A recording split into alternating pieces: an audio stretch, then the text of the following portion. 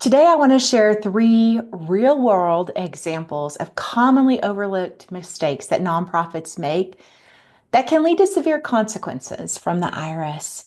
You might be surprised to learn that some of these have actually already happened in your nonprofit as well, especially number three.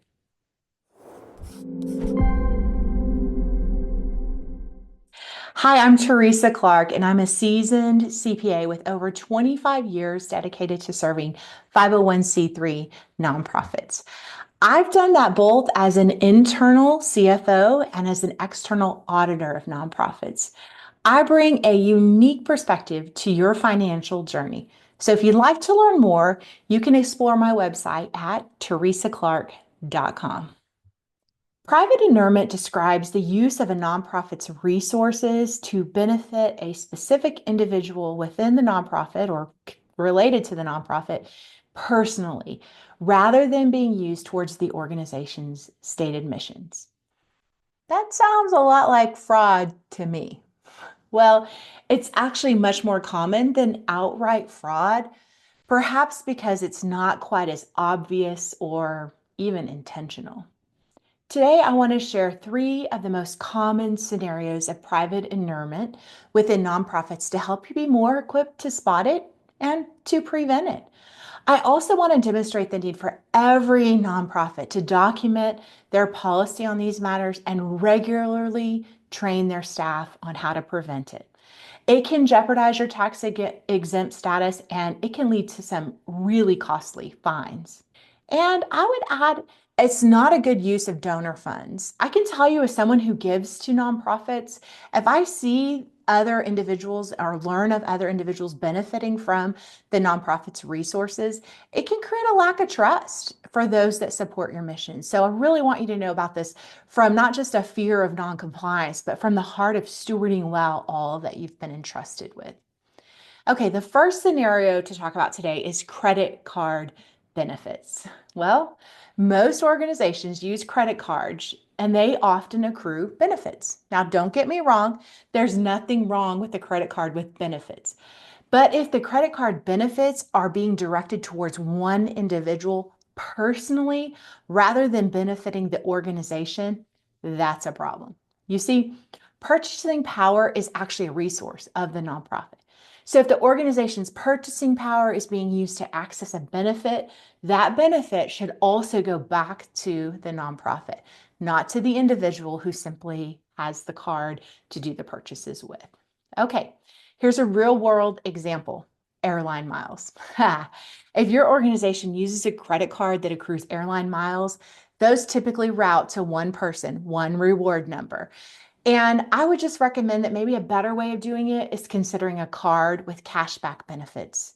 These benefits could go right back to the nonprofit in the form of cash instead of going outside of the organization to one individual with a honor system that they'll use that for travel within the nonprofit. That could really be construed as private inurement. So, if you like airline perks, guess what? Use that cashback reward to fund money for purchasing flights for the next nonprofit mission related activity. Guess what though? Cash, unlike airline miles, never expires and they don't have blackout dates. Just a little humor for you today. Okay, I'd also add that on other blog posts that I've made, Ramp is a great tool. Ramp has a cashback reward benefit and has a lot of other opportunities that nonprofits don't want to miss out on and often need. So check that video out. Okay, next I want to talk about sales tax exemption. As a nonprofit, your organization can obtain an exemption from paying sales tax. Now, this functions to increase your purchasing power and allows your resources to go further. Again, though, this exemption does not apply to personal transactions made by the nonprofit's employees. Here's a real world example that I've seen: tax-free groceries. Yes. Well, let's just say a member of your team is making a Costco or a Sam's Club run to buy snacks for the next youth event, and they're doing so under the organization's membership, which is a tax-exempt account. But while they're there, they're going to grab some things for their own house, their personal things, and they're going to pay in a separate transaction. So they're only paying with their personal cash. And so we'd all assume, well, no harm, no foul, right? Wrong. That membership is tax exempt, which means when the individual purchases on it, they're also getting those groceries for their house tax exempt. And using the organization's tax exempt status to buy anything for personal use, it's private inurement. No matter if you separate the transaction and pay for it separately, you've still avoided the taxes, and that is using the organization's nonprofit exempt status for personal gain or for personal benefit. Okay, scenario number 3, discounts for nonprofits. Even more common than these first two scenarios is the use of nonprofit discounts for personal employee purchases. Now, these discounts are benefits for nonprofit organizations, and they're specifically intended to support mission work to help those nonprofits get their resources to go further. So, a real world example of this is employees buying personal computers. I've seen this one over and over again. The manufacturer offers a 10% discount to nonprofits. So the employee asks, hey, can I order a personal computer through the organization and I'll pay for it with my own card? Nope. Sorry. This discount was not intended to benefit the individuals. It's intended to benefit the nonprofit organization. So this is yet another sneaky and probably good intentioned example of private inurement that illustrates the need for clarity in your defined policies and regular and intentional training of your staff, especially leaders within these types of departments, technology in this case. Well, in wrapping up, we want to create a private inurement policy because it's absolutely essential no matter the size of your organization.